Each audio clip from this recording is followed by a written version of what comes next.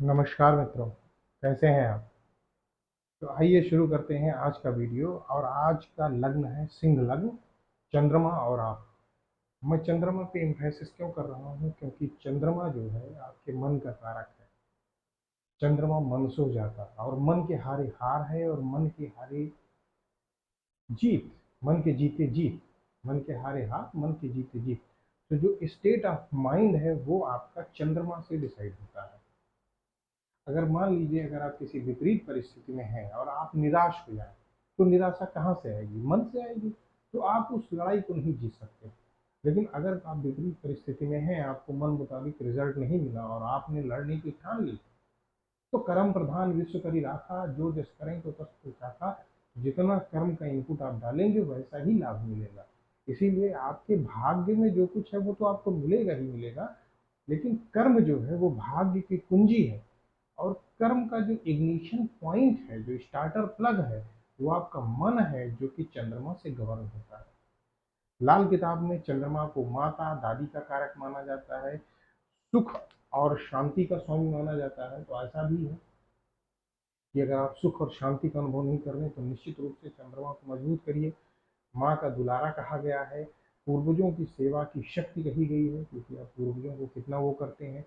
अगर आपका चंद्रमा अच्छा होगा तो आप दयालु होंगे, नम्र होंगे, आप हम्बल स्वभाव के होंगे। अगर चंद्रमा अच्छा नहीं है तो आप, या चंद्रमा वीक चल रहा है, क्योंकि चंद्रमा 15 दिन घटता है, 15 दिन बढ़ता है, तो उसी हिसाब से आपकी कुंडली में चंद्रमा की जो भी स्थिति होगी उसके पावर पे फर्क आता है। तो उसके पावर पे जब फर्क आता है तो अनिद्रा, चिंता, सर्दी जनित रोग, श्वास संबंधी रोग, पित्ताशय की पथरी, ये सब जो है आपको होने की संभावना है। चंद्रमा, जैसा आप जानते हैं, भगवान भोलेनाथ को चंद्रशेखर बोलते हैं, चंद्रमौलेश्वर बोलते हैं, सोमनाथ बोलते हैं, कि उन्होंने चंद्रमा की रक्षा की थी। क्योंकि एक कथा है कि दक्ष प्रजापति की 27 पुत्रियां थी, जो 27 नक्षत्र हैं। तो उन 27 पुत्रियों की दक्ष प्रजापति ने चंद्रमा से शादी की थी। तो चंद्रमा का सिर्फ एक ही पत्नी के प्रति बहुत अनुराग था, जो रोहिणी नक्षत्र है, रोहिणी के प्रति। तो बाकी 26 पुत्रियों ने चंद्रमा से कहा कि अपने पिताजी से शिकायत की। उनके पिताजी दक्ष प्रजापति ने चंद्रमा से इस बात के लिए बोला, इंटरवीन किया उस समस्या में, जैसा कि नॉर्मल ससुर लोग करते हैं। लेकिन चंद्रमा ने, क्योंकि प्रेम में थे तो चंद्रमा माने नहीं, इसलिए उनके पिता दक्ष, उनके ससुर दक्ष प्रजापति ने चंद्रमा को श्राप दे दिया कि जाओ तुम क्षय हो जाओगे। इसी वजह से चंद्रमा 15 दिन घटता है और 15 दिन बढ़ता है। तो चंद्रमा, उस क्षय रोग से, उस शाप से मुक्ति के लिए उन्होंने शिव की आराधना की थी। तो भगवान भोलेनाथ उनकी तपस्या से प्रसन्न होकर उनको अपने मस्तक पे धारण किया था। और जब उनको अपने मस्तक पे धारण किया था तो सोमनाथ कहलाए थे। इसी वजह से चंद्रमा के किसी भी दोष जनित होने पे शिव आराधना बहुत फलित बताई जाती है। आप वीडियो पूरा देखिए, मैं आपको वीडियो के अंत में बहुत ही अच्छे उपाय बताऊंगा जो कहीं नहीं मिलेंगे, और आपका कल्याण होगा। तो आइए शुरू करते हैं। आइए शुरू करते हैं। अगर आपका यहाँ पे 5 लग्न में लिखा हुआ है, तो इसका मतलब ये हुआ कि आपकी सिंह लग्न की पत्री है। ठीक है। और उसी हिसाब से ये सारा बदल जाएगा। यहाँ कन्या लग्न, कन्या कन्या राशि आ जाएगी। ठीक है। यहाँ 9 नंबर आ जाएगा। षष्ठ भाव में आपका 10 नंबर आ जाएगा। यहाँ जो है 11 नंबर आ जाएगा। यहाँ जो है मीन राशि आ जाएगी।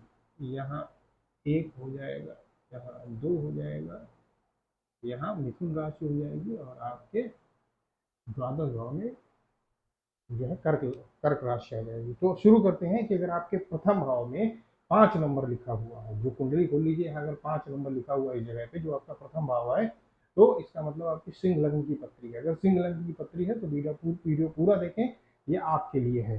तो अगर प्रथम भाव में केंद्र एवं शरीर के स्थान पे अपने मित्र सूर्य की सिंह राशि में स्थित चंद्रमा के प्रभाव से जातक का शरीर थोड़ा दुर्बल होगा। वो बाहरी स्थानों का भ्रमण करेगा, वहां से अच्छे संबंध स्थापित करेगा। ऐसा व्यक्ति अपने खर्च के कारण मन में कुछ चिंतित रहता है, क्योंकि कर्क राशि जो है द्वादश भाव की स्वामी है। यहाँ से चंद्रमा अपनी शत्रु दृष्टि से शनि की कुंभ राशि के सप्तम भाव को देखता है। अतः उसे स्त्री और जो है स्त्री और जो है पार्टनर संबंधी समस्याओं में कुछ परेशानी हो सकती है, तथा व्यवसाय के क्षेत्र में थोड़ी बहुत ही हानि का सामना करना पड़ सकता है। अब आते हैं द्वितीय भाव में। दूसरा स्थान धन एवं कुटुंब का होता है। यहाँ धन एवं कुटुंब के स्थान में अपने मित्र बुध कन्या की राशि में स्थित चंद्रमा के प्रभाव से जातक को धन की कुछ हानि होती है, परंतु उसके ठाट बाट अमीरों जैसे होते हैं। साथ ही कुटुंब पक्ष से भी कुछ असंतोष रहता है, परंतु बाहरी स्थानों के संबंध से लाभ प्राप्त होता है। यहाँ से चंद्रमा अपनी 7वीं मित्र दृष्टि से गुरु की मीन राशि में अष्टम भाव को देखता है। अतः कुछ कमजोरी के साथ एंटीक चीजों का लाभ होता है। ऐसा व्यक्ति शानदार जीवन बिताता है। अब आते हैं तृतीय भाव में।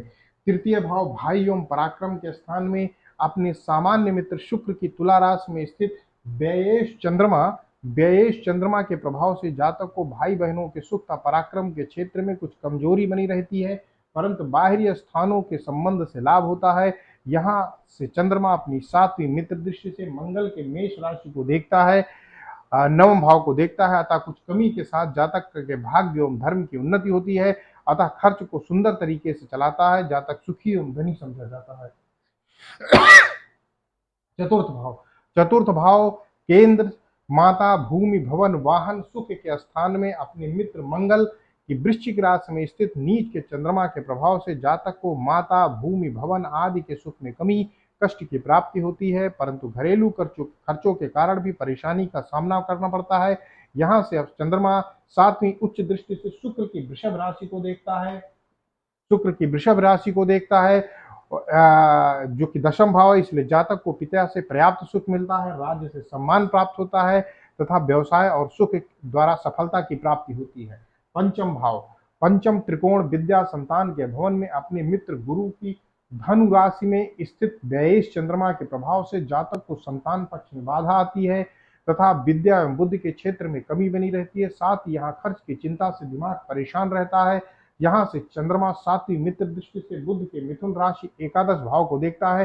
अतः जातक बुद्धि द्वारा लाभ के क्षेत्र में कुछ असंतोष के साथ सफलता प्राप्त करता है। षष्ठ भाव छठे शत्रुता रोग के भवन में अपनी शत्रु शनि की मकर राशि में स्थित व्ययेश चंद्रमा के प्रभाव से जातक को शत्रु पक्ष द्वारा उत्पन्न किए गए झगड़े झंझटों तथा रोग आदि में खर्च करना पड़ता है तथा खर्च की चिंता से मन चिंतित एवं दुखी बना रहता है। यहाँ से चंद्रमा 7वीं दृष्टि से द्वादश भाव को अपनी ही कर्क राशि को देखता है।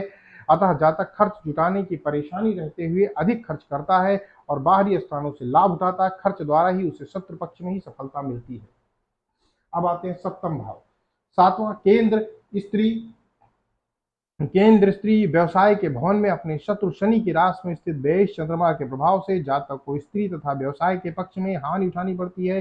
घरेलू खर्च चलाने में कुछ असंतोष एवं कठिनाइयों का अनुभव होता है। साथ ही उसे बाहरी स्थानों के संबंध से लाभ होता है, परंतु मन में कमजोरी एवं चिंता बनी रहती है। यहाँ से चंद्रमा 7वीं मित्र दृष्टि से लग्न को देखता है, जहाँ सूर्य की सिंह राशि है। अतः जातक के शरीर में भी थोड़ी बहुत दुर्बलता बनी रहती है।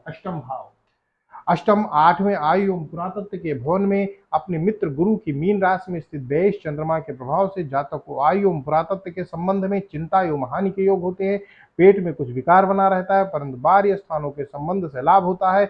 यहाँ से चंद्रमा 7वीं मित्र दृष्टि से बुध के कन्या राशि के द्वितीय भाव को देखता है तथा धन के स्थान में कुछ हानि होती है और कुटुंब का सुख भी कम मिलता है।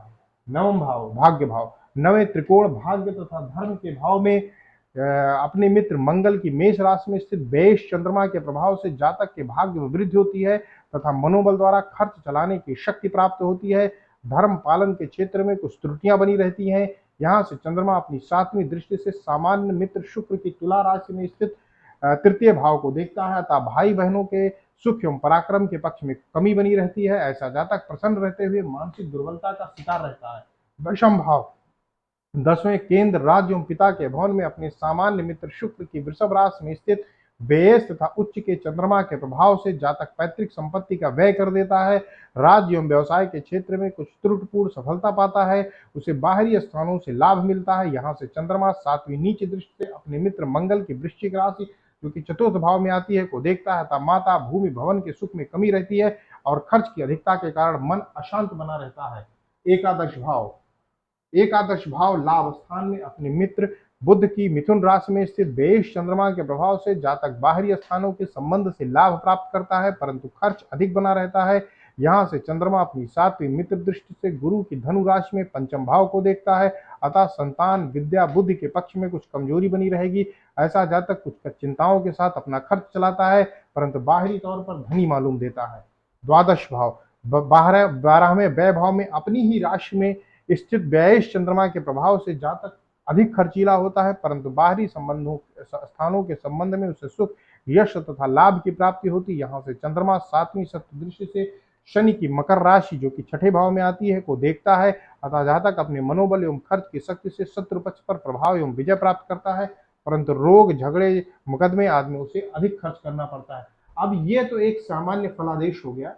ये सामान्य फलादेश एक्चुअली डिपेंड करता है कि आपका चंद्रमा का अंश बल कितना है, आपका चंद्रमा शुभ ग्रहों से दृष्ट है, आपका चंद्रमा पाप ग्रहों से दृष्ट है, दिन का जन्म है, रात का जन्म है। उससे इन प्रभाव में, प्रभाव तो ही रहेंगे, इन प्रभाव में कमी आ जाती है या इन प्रभाव में वृद्धि हो जाती है। अगर आपको अपने चंद्रमा के प्रभाव को अच्छा करना है तो शिव आराधना बहुत ही जरूरी है। और शिव आराधना में आप एक चीज लीजिए, भगवान चंद्रशेखर का एक चंद्रशेखर अष्टक है, उसे आप पाठ करिए, उसे आप सुनिए। अगर नहीं हो सकता है तो मैं आपको एक मंत्र बता देता हूँ, उसे दोहराइए। चंद्रशेखर चंद्रशेखर चंद्रशेखर पाहि माम, चंद्रशेखर चंद्रशेखर चंद्रशेखर रक्ष माम।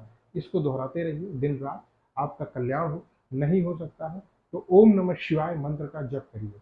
और आपको अत्युत्तम लाभ लेना है तो आप एक 2 मुखी रुद्राक्ष जो कि बहुत सस्ता मिलता है, 10 से 50 रुपए मिल जाता है, एक गले में धारण कर लीजिए, क्योंकि 2 मुखी रुद्राक्ष चंद्रमा का प्रतीक होता है।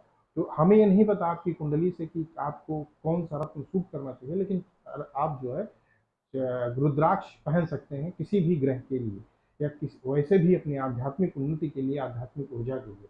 तो आप जो है 2 मुखी रुद्राक्ष पहन लीजिए, भगवान शंकर को दूध चढ़ाइए, ये भी एक उपाय है। पूर्णिमा के दिन भगवान शंकर के मंदिर में जाइए, वहाँ जरूर से जरूर जाइए। सोमवार का दिन चंद्रमा का होता है, मंडे का दिन, तो मंडे को जो है जरूर से जरूर दर्शन करिए भगवान भोलेनाथ का।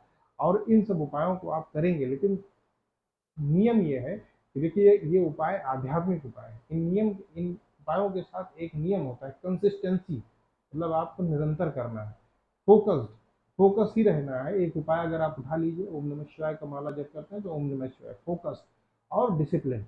डिसिप्लिन ये है कि नहा धो के जो एक नियम पूर्वक पवित्र होके, जो कि एक सनातन धर्म की परंपरा है, उस हिसाब से जो है, तो आप इन उपायों का बहुत ज़्यादा प्रभाव अपने जीवन में देखेंगे। तो निरंतरता, कंसिस्टेंसी, फोकस और डिसिप्लिन, इन चीज़ों के साथ इन उपायों को करिए और निश्चित रूप से आपके जीवन में कल्याण होगा। अपनी समस्याएं जरूर मुझे कमेंट करें और हम लोग उन जो है आपकी प्रॉब्लम को लेंगे और उसका वीडियो बना के डालेंगे या आपको वहीं कमेंट में बता देंगे, जो भी संभव हो सकेगा। तो ईश्वर आप सभी का कल्याण करें। जय श्री राम।